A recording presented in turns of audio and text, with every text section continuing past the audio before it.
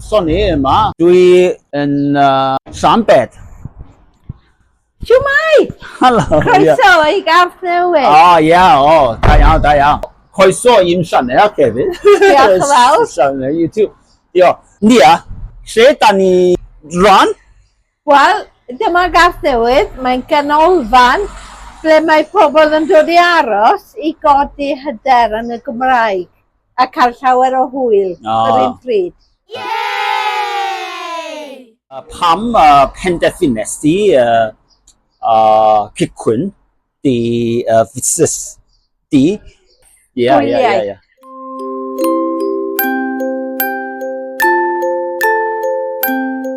Wel mae defnyddio Garth Newydd sy'n berchen i Marcus Whitfield yn rhan o prosiect hwyliaeth.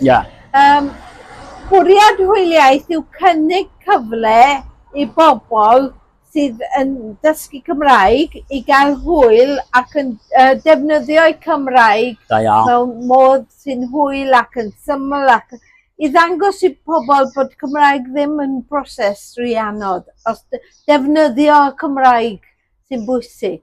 Dwi'n cytuno, achos wynes i llawer o fideos YouTube ar y stryd yn gofyn i bobl a dan nhw yn siarad Cymraeg neu beidio. Siarad Cymraeg? Tipyn bach. Na? Dwi'n meddwl problem hyder yn fawr, mae'n bwysig cymryd y cam yna i fynd mentro a mynd i siarad Cymraeg gyda siaradwyr iaith cyntaf.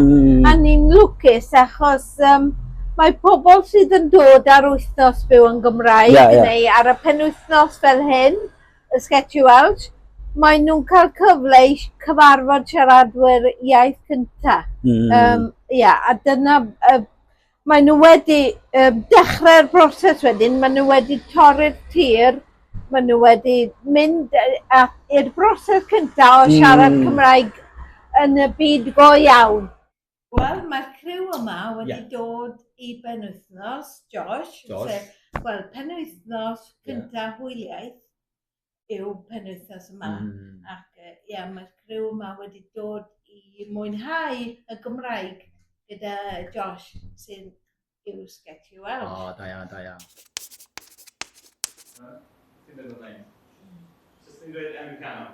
Is that it? Enw canol. Josh, the something Germany. Q.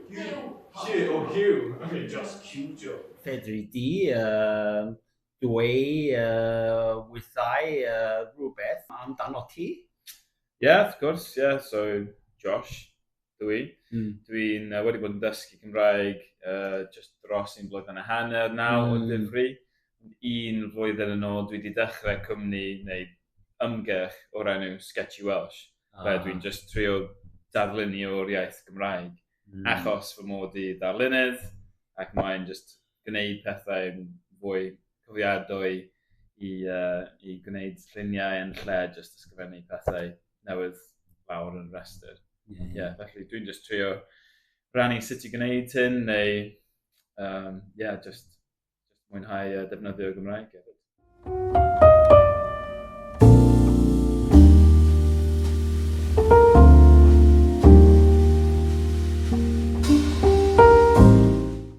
Nia, wyt ti'n redeg busnes?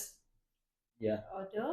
Dyma'r penwythnos cyntaf. Da iawn. A dyn ni'n trio rhoi profiadau gorau i bobl.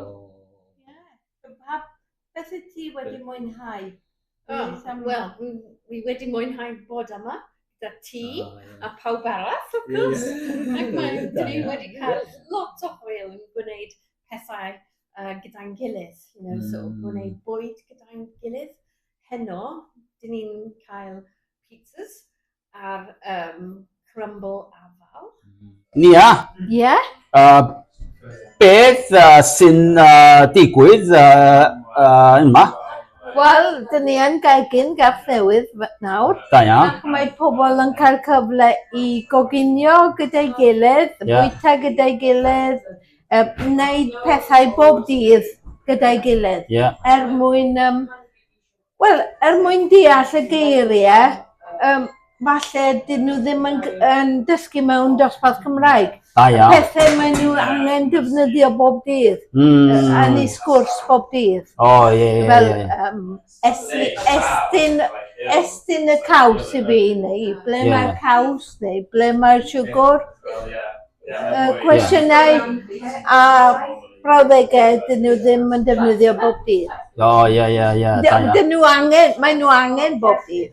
A wedyn, mynd i'r dafarn, wedyn i ganu. Ganu yn y dafarn. Wyt ti'n canu? Ie, dyn ni'n mynd i ganu. Canu gitar.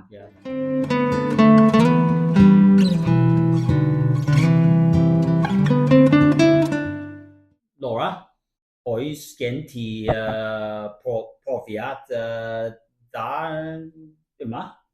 Cael amser da? Hwyl i fod yma. Da. A pam y penderfynnes ti ddysgu Cymraeg? Dwi'n newydd dechrau dysgu Cymraeg ac dwi'n dod yma ar gyfer ymarfer siarad Cymraeg yn bach gyda arall sy'n dysgu iaith. Dwi ysgrifennu cerddi ac dwi'n mwynhau cerddi Cymraeg yn llawer ac dwi'n mwyn darllen cerddi Cymraeg yn ei iaith Cymraeg. Faint wyt ti wedi dysgu Cymraeg? Dwi wedi dysgu Cymraeg ers mis Ionawr. Wyt ti'n siarad Cymraeg yn dda iawn? Mae'n bwysig yn trio cadw i siarad Cymraeg trwy'r penwythnos. Achos mae'n yn gwthio ti mlaen. Mae'n rili hyfryd i mynd mas o'r gath newydd ac yn siarad pobl leol yn y siopiau. Rhan mwy o bobl sy'n gallu siarad Cymraeg. So, dyn ni'n dechrau bob sgwrs. Nes i sylweddoli bod fi'n wedi cael breuddwyd yn y Gymraeg. Neithiwr, ie. Achos, ti jyst treulio y dydd, diwrnod cyfan yn siarad Gymraeg, yn meddwl yn Gymraeg, a dwi'n, dwi'n cael breuddwydion Gymraeg. Ydy problem hyder mychylydd bobl ifanc. Wnes i o fideos ar y stryd yn gofyn i bobl ifanc, ond da ni hwn ddim yn ateb iawn Gymraeg. Wel, dyna beth fi'n meddwl.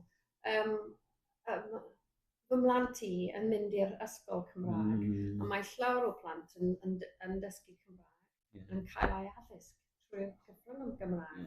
Ond tu mas o'r ysgol, mae nhw'n siarad dim ond Saesneg. And mae hyn ar ôl ysgol, mae'n colli hyder, achos nes i ddim defnyddio'r Cymraeg yn ei bywyd.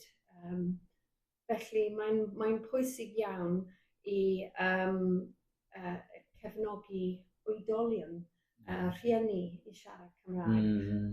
Felly mae'n pwysig i dysgu plant yn yr ysgol Cymraeg ac yn siarad Cymraeg yn y tŷ.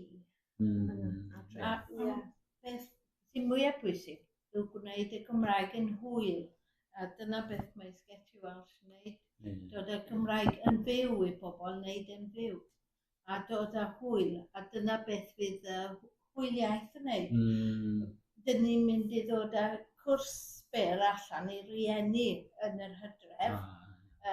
Bydd yn targedu gobeithio y bobl ifanc yma sydd ddim yn hyderus i ddefnyddio Cymraeg. I ddefnyddio mwy o Gymraeg gyda'i plant. Os ydych chi'n gallu creu pethau sydd yn just really dda yn y Gymraeg, mae'n reswm i ddysgu Cymraeg ac hefyd mae'n ffordd i ddysgu Cymraeg hefyd, achos mae'n gwneud ddwy beth ar un pryd.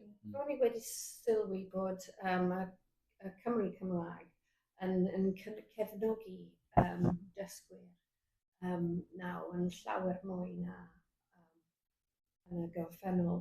Dwi'n meddwl bod y nod 1 miliwn o siaradwyr ydy'r helpu. Achos heb oedolion yn dysgu, dyn ni ddim yn ymestyn at y nod. Ond mae problem, does dim digon o athrawon Cymraeg yn Cymru. Dim ond dysgu Cymraeg i bobl ifanc yn yr ysgol. Llai o broblem yn Gaerdydd.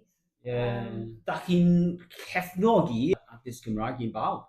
Dim ond 13.2% a 22.5% o blant ysgolion gynradd ac uwchradd Cymru yn y drefn honno oedd mewn addysg cyfrwng Cymraeg yn 2023 efo cynnydd bach iawn ers 2004. Dyle pob plentyn yn Cymru cael y cyfle. Os mae'n bosib, yn sicr, O'n i eisiau bod fi wedi siarad Cymraeg yn barod, dwi'n gyffrous am y cyfle am fy mhlant i dysgu Cymraeg nawr, ond maen nhw'n gallu cael rhan o eu bywyd go iawn. Felly mae'n really anodd i cael cyfle. Nes ti ail ddysgu achos plant? Wel, dwi'n ail ddysgu o gwbl achos dwi'n ddim yn ddysgu yn y lle cyntaf.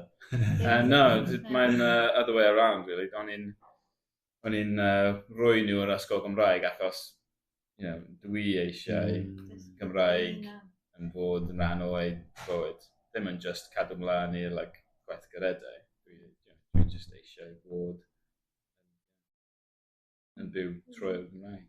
Dechreuais i dysgu Cymraeg pan roedd fy plant yn mynd i'r ysgol Cymraeg. Ond yn fuan, dyn ni'n dysgu fy hunan am mantais fy hunan.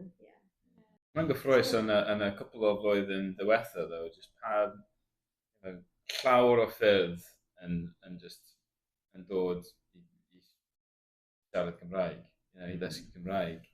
So falle mae'n dod yn really gyflym nawr. So felly, pwy sy'n gwybod beth sy'n mynd i ddigwydd ar ôl 10 mlynedd nesaf. Ond, os nad yw'r iaith yn cael ei ddefnyddio, un peth yw'r dysgu Cymraeg, fel wedys ti, mae llawer o bobl yn gallu darllen Cymraeg, ond ddim yn siarad Cymraeg. Felly, os nad yw'r iaith yn cael ei siarad ar y stryd, mae'r iaith yn mynd i farw. Un peth ni'n trio wneud yma yw cael pobl, achos mae'n anodd i siaradwyr Cymraeg gwybod pwy sy'n dysgu Cymraeg. Felly, dyn ni'n trio dod â siaradwyr Cymraeg a dysgwyr at ei gilydd. Achos mewn sawl lle mae dysgwyr yn gweud, nobody speaks Welsh where I live. Wel, mae nhw, ond dyn nhw ddim yn clywed nhw. Dyn nhw ddim yn cael mynd i'r lle iawn i clywed nhw'n siarad Cymraeg. Mae'n digwydd siarad Saesneg, dyn nhw ddim yn clywed nhw'n siarad Cymraeg. Felly, mae'n bwysig rhoi cyfle i dysgwyr i wybod ble i ymarfer siarad Cymraeg. Laura, wneud di bachau i siarad Cymraeg? Parhau? Ymlaen gyda tiwtor ac dosbarthiadau hefyd. Ac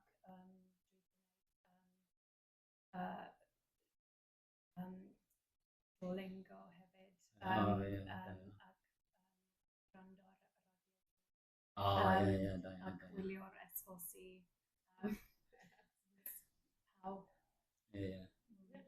A dod i Gymru mwy. A byw yn Cymru. Byw yn Cymru.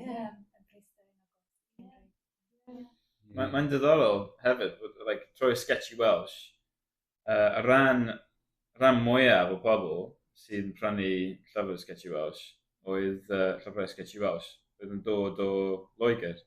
Because, yn amlwg llawer o bobl sy'n wedi symud Javancw, neu pobl sy'n cael pobl o Gymru yn ei deulu. Mae'n ffaith dyrol. Mae lot o bobl sy'n dysgu sydd ddim yn hyd yn oed byw yn Gymru hefyd.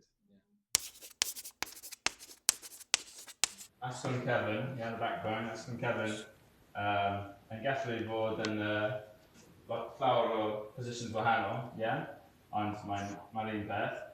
Y pen, dych chi ddim yn gallu gweld pa ffwrdd y pen yn wylio, os ti'n defnyddio cylch. You can't see which way the head's facing if it's a circle.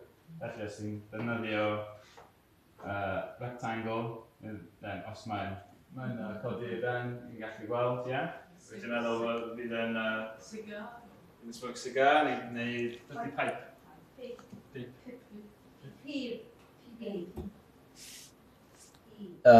Un o cyfrifiad y 2001, mae dim ond 2.15% o bobl yn Cymru sy'n medru Cymraeg. Felly, wyt ti'n poeni am dyfodol iaith Cymraeg yn Cymru. Josh? Dwi ddim yn siŵr, really. I fod yn honest, dwi ddim yn really gwybod lot am rifau neu bethau fel yna, neu y sefyllfa go iawn. Ond dwi'n just really mwynhau iaith, dwi'n mwynhau dysgu'r iaith, a hefyd dwi'n weld llawer o ffyrdd ymlaen, just gyda creu llawer o bethau really da yn y Gymraeg. Mae'n broses really buddiol, mae'n broses really hwyl, just I dechrau yn dangos y byd o'r perspektif wahanol, o'r perspektif Cymraeg, hyd yn oed pob gair bod ti'n gallu dysgu yn dod â perspektif newydd. Felly, does dim Efallai, dylwn ni gwybod. Efallai, yn cyntaf, dwi'n eitha newydd i'r sefyllfa. Yn ddiweddar, do'n i ddim yn really gwybod am y cymuned dysgu Gymraeg o gwbl. Wel, does dim eisiau bod yn rhy negyddol, a dwi ddim yn meddwl, achos mae'r iaith wedi bod dan fygythiad trwy'r amser. A mae'n neis I weld mwy o bobl yn dysgu Cymraeg. Ond wrth gwrs, beth yr her yw defnyddio'r Gymraeg a bod pobl yn teimlo mwy hyderus yn defnyddio'r Gymraeg. A hefyd, falle diffinio cyfrifiad, rhoi mwy o ddewis o ran ydych chi'n gallu siarad Cymraeg a pa mor hyderus I chi'n siarad Cymraeg. Falle fydd y rhif yn tyfu. Gallwn ni ddim yn disgwyl pawb I just dechrau yn dysgu Cymraeg ar ei hunan hefyd. Dwi'n ymwybodol o'r ffaith bod rhaid I ni gwneud llawer o bethau enwedig neu fod yn creadigol iawn am y Gymraeg. So, felly, efallai, dwi ddim yn sefyllfa am just gobeithio pobl yn dechrau dysgu, ond just meddwl am ffyrdd wahanol I gysylltu gyda fe. A falle meddwl mwy am y bobl sy'n symud mewn I Gymru. Mae eisiau targedu y bobl sy'n symud mewn. Mae eisiau llywodraeth cael mwy o bolisi o ran gweld mwy o bobl yn gweld gwerth y Gymraeg a gweld gwerth dysgu Cymraeg. Achos fel o ti'n gweud, ti'n newydd i'r sefyllfa, mae eisiau agor llygad mwy o bobl. Dach chi'n isio I Gymraeg fod yn iaith fwyaf rhifo yn Cymru? Wel, yn sicr. A pham? Wel, dwi'n credu mwy a mwy, mae'n really buddiol I bobl I cael sens o cymuned. A mae'n iaith yn amlwg ffordd I cael hyd yn oed I fi, dwi'n newydd ddechrau yn dysgu Cymraeg, ond yn barod, os dwi'n cwrdd â rhywun sy'n siarad Cymraeg, neu hyd yn oed tipyn bach, neu efallai maen nhw'n siaradwr yn barod, yn yn syth. Mae'n cysylltiad gyda ni. And dwi'n just hynod o hapus i just siarad gyda nhw amser hir. Felly, mae'n ffordd dda i cyflawni fe. Da iawn. Nia? Ydy, mae'n bwysig bod yr iaith yn fyw yn y gymunedau. Bod pobl yn defnyddio'r iaith bob dydd. Mae hwnna'n her. Mae rhaid i bobl gweld yr iaith yn fwy gweledol. Mae rhaid i fod yn fwy gweledol ar y stryd yn bob man. Does dim digon. Does dim digon o gerddoriaeth Cymraeg mewn siopau pan ti gerdded mewn. Dwi'n cofio ni'n byw yma Chynlleth, rhoes i lift i'r rhywun, oedd yn mynd i aros yn y canolfan technoleg amgen, just lawr y ffordd, ac o'n i'n gwrando ar Radio Cymru, ac oedd y dyn yn gofyn, what language is that? Dwi'n pobl ddim yn ymwybodol bod iaith Gymraeg yn bodoli, lawer. A mae rhaid i siaradwyr Cymraeg hefyd gwneud ei rhan. A gweld y perygl sy'n wynebu cymunedau. Mae rhaid i siaradwyr Cymraeg yn gwneud mwy, dwi'n meddwl. Beth ydy heriau wyth heby'r Gymraeg yn Cymru? Un heriau i bob tro. Mae eisiau tai i bobl lleol i aros yn eu cymunedau. Mae eisiau mwy o addysg Gymraeg. Mae eisiau pawb i dderbyn addysg Gymraeg. Un her yw y ffaith bod mae jyst llawer o bethau sy'n cael ei wneud yn Saesneg sy'n really dda. Sy'n dros y byd gyfan. Felly jyst llawer o ffilmiau, llawer o gyddyddiaeth a hefyd. Felly, y mwy pethau yn really dda yn ei hawl hunan in his own right. And maen nhw'n ychwanegu a lot i'r daith Cymraeg. Mae eisiau motivation i ddysgu fel cerddoriaeth anhygol, fel ffilmiau anhygol, pethau fel yna. Llyfrau anhygol. A'r heriw cael mwy o bobl ifanc i gweld gwerth y Gymraeg. Chos pan maen nhw'n tyfu lan, maen nhw'n gweld y gwerth. Ond dim yn ifanc ar ôl gadael yr ysgol, mae eisiau targedu'r oedran yna. A mae gweithio trwy gyfrwng y Gymraeg hefyd yn help. Felly mwy o swyddi lle mae'r Gymraeg yn cael ei ddefnyddio bob dydd. Da chi'n meddwl ydy polisi iaith Gymraeg Llywodraeth Cymru wedi methu o ran hyrwyddo'r Gymraeg yn Cymru? Nia. Dwi ddim yn berson gwleidyddol. Wel, wrth gwrs dwi'n gwleidyddol achos mae bob beth chi'n neud yn effeithio. Ond, Wel, polisi yw un peth, polisi ar bapur, ond gweithredu'r polisi sy'n bwysig. Gwneud, dim dweud, gwneud y pethau. Gwneud y pethau bychan hefyd.